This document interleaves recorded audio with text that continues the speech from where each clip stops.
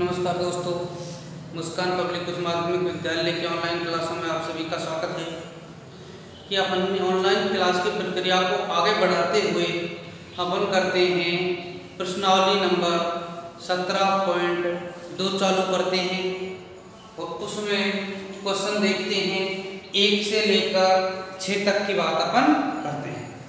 तो प्रश्नावली जो 17.2 है इसमें अपन ने मैंने आपको 3 प्रकार के आंकड़े पहली क्लासों में बता चुका हूँ कि एक होते हैं ए वर्गीकृत बिना बारंबारता वाले आंकड़े, ए वर्गीकृत बिना बारंबारता वाले आंकड़े, उससे बाद में होते हैं ए वर्गीकृत बारंबारता वाले आंकड़े और उसके बाद आते हैं वर्गीकृत बारंबारता वाले आंकड़े।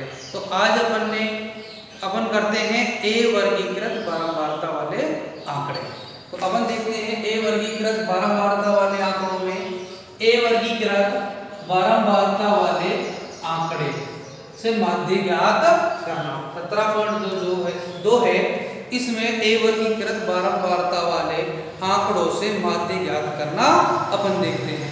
अब इसमें अपन देखते हैं कि निम्न बारंबारता बंटन से समांतर माध्य ज्ञात कीजिए। ए वर्गीकृत आंकड़े हो और साथ में क्या दी गई हो, बारंबारता, तो अपन ज्ञात करते हैं प्रत्यक्ष विधि से माध्य ज्ञात करते हैं। उसमें कौन सी विधि लगाएंगे, प्रत्यक्ष विधि से माध्य ज्ञात करते हैं। तो उसमें देखते हैं कि निम्न बारंबारता बंटन से समांतर माध्य ज्ञात कीजिए। प्रत्यक्ष विधि का जो सूत्र होता है वह ये होता है सिग्मा fx बटे सिग्मा f। तो ये क्वेश्चन दे रखा है x का मान 3, 5, 8, 11, f का मान 2, 4, 5, 3। अब सारणी को इस तरह ऊर्ध्वाधर बना लेंगे, x 3, 5, 8, 11, f 2, 4, 5, 3 योग सिग्मा f, योग सिग्मा f, इन सब को जोड़ देंगे। इन सबको क्या कर देंगे, जोड़ देंगे। 2, 4, 6, 5, 11 और 3, 14। अब fx का मतलब होता है कि जो x का मान है और f का मान है इन दोनों को आपस में गुणा करें। 3 गुणा 2 करते हैं 6, 5 गुणा 4 करते हैं 20, 8 गुणा 5 करते हैं 40 और 11 गुणा 3 करते हैं 33। अब सिग्मा fx, पहली क्लासों में सिग्मा का मतलब होता है योग करना, सिग्मा का मतलब होता है योग करना अर्थात जोड़ना। तो fx का मान ये आ गया, इसके आगे क्या लग गया, सिग्मा। तो सिग्मा का मतलब है fx के मानों को जोड़ दो, fx के मानों को क्या कर दो, जोड़ दो। तो fx के मानों को अपन ने जोड़ा तो इधर से इन सबको जोड़ेंगे तो आएगा 99। सबको जोड़ेंगे तो कितना आएगा, 99। जोड़कर देख लो, 40 और 33, 73, 73 और 20, 93, 93 और 6, 99। अब लगाते हैं समांतर माध्य। कौन सी विधि लगाएंगे, प्रत्यक्ष विधि से, सिग्मा fx बटे सिग्मा f, सिग्मा fx बटे सिग्मा f। तो सिग्मा fx का मान कितना आया है, 99 यानी 99 और सिग्मा f का मान कितना आया है, 14 यानी 40। तो 99 में 14 का भाग देंगे, 99 में 14 का भाग देंगे तो आंसर आएगा 7.07, 7.07 या कहें 7.07 आंसर।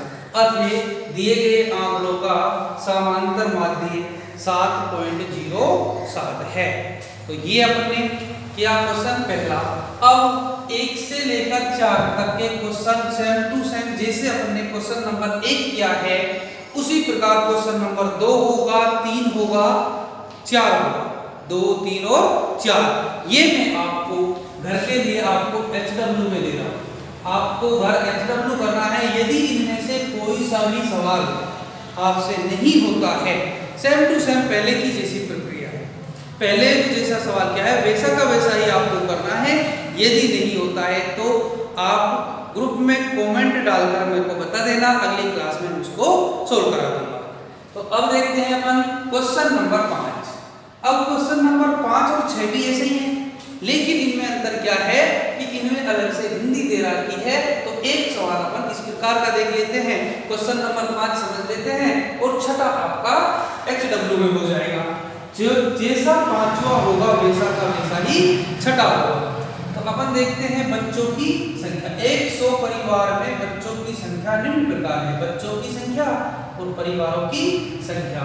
तो एक वे परिवार जिनमें एक बच्चा है उनकी संख्या 45, 2 बच्चों वाले परिवारों की संख्या 25, 3 बच्चे वाले 19, 4 वाले 8, 5 वाले 2 और 6 वाला एक परिवार है। तो इनका समांतर माध्य ज्ञात कीजिए। या तो कह दो समांतर माध्य ज्ञात कीजिए और या केवल कह दो माध्य ज्ञात कीजिए। तो आपको यही चीजें ध्यान रखनी है, या तो कह दो समांतर माध्य ज्ञात करना है और या कह दो केवल माध्य ज्ञात करना है। अब बच्चों की संख्या और परिवारों की संख्या। बच्चों की संख्या है और क्या है, परिवारों की संख्या। बच्चों की संख्या तेरा की 1 2 3 4 5 और 6। परिवारों की संख्या 45 25 19 8 और 2 1। अब जो परिवारों की संख्या है तो सीधा सीधा ध्यान रखना, जब ऊपर का कॉलम होता है उसे अपन x का मान कह देते हैं और नीचे वाले कॉलम को f कह देते हैं। तो बच्चों की संख्या क्या हुई x, परिवारों की संख्या क्या f। f को दर्शाते हैं बारंबारता कहते हैं। f को क्या कहते हैं, बारंबारता कहते हैं। तो अपन देखते हैं भाई ये बारंबारता है। अब वही fx, तो प्रत्येक विधि समांतर माध्य ज्ञात करने का सूत्र में क्या होता है, सिग्मा fx बटे सिग्मा f, यानी f के आगे भी क्या लगा है, सिग्मा। इस f का जो मान है ये वाला है, इसके आगे यदि सिग्मा लगा देते हैं इसका मतलब ये हुआ कि f के मानों को जोड़ दो। f के जो मान है उनको क्या कर दो, जोड़ दो। f के मानों को अपन ने जोड़ा तो सिग्मा f बराबर 45 25 19 8 2 और 1, इन सबको जोड़ते हैं तो आ जाता है 100। इनको जोड़ के देख लो और ये आ जाता है 100। इसे अपन ने जोड़ा 40 और 20 60 65 70 70 10 80 और 9 89 और 8 97 और 2 99 और 100। इधर अपन ने क्या किया, fx यानी f और x के मानों को गुणा करना है। 45 का गुणा 1 से किया 45, 25 का गुणा 2 से किया तो 50। आपको ये वाली चीजें आपको नहीं लगानी है, केवल समझाने के लिए बता रहा हूं। 3 गुणा 19 किया 57, 4 गुणा 8 किया 32, 5 गुणा 2 किया 10, 6 गुणा 1 किया 6। अब fx जो है इसके आगे अपन सिग्मा यदि लगाते हैं तो सिग्मा लगाएंगे तो सिग्मा fx, तो सिग्मा लगाएंगे तो अपना हो जाएगा भाई 45 50 57 32 10 और 6, सबको जोड़ेंगे तो 200। सिग्मा fx का मान कितना हो गया, 200 हो गया। तो सूत्र होता है समांतर माध्य बराबर सिग्मा fx बटे सिग्मा f। ये वाला लगा दिया मैं, अपन ने सिग्मा fx बटे सिग्मा f। सिग्मा fx का कितना मान आया है, 200। सिग्मा f कितना था, 100। 2 0 से 2 कट गई, क्या गया आंसर 2। अधिक दिए गए परिवार के बच्चों का समांतर माध्य, परिवार के जो बच्चे हैं उनका समांतर माध्य या परिवारों का समांतर माध्य जो है वो 2 होगा। कितना होगा, 2 होगा। तो अब अपन देखते हैं question number 6, same to same. इधर जो हिंदी लिखी होती है इधर वही लिखी जाती है। यदि इधर x लिखा होता तो x लिख देते, हिंदी लिखी है हिंदी लिख देते, कक्षा की छात्रों की संख्या लिखी है छात्र लिख देते, प्राप्तांक लिखे हैं प्राप्तांक लिख देते। तो आपको यही चीजें ध्यान रखनी है और सेम टू सेम ही क्वेश्चन अपना होगा छठा। ये आपको घर से कल HW में करके लाना है। यदि कोई प्रॉब्लम हो तो आप कमेंट बॉक्स में कमेंट करके आप बता सकते हैं, उस क्वेश्चन को दोबारा आपको सोल्व करा दिया जाएगा। किसी भी प्रकार की कोई भी यदि दिक्कत है तो आप अपने ग्रुप में, स्कूल जो ग्रुप चल रहा है उसमें कमेंट करके बता सकते हैं, उसका अगली क्लास में आपको सॉल्यूशन प्रोवाइड हो जाएगा। तो तब तक के लिए सभी को धन्यवाद।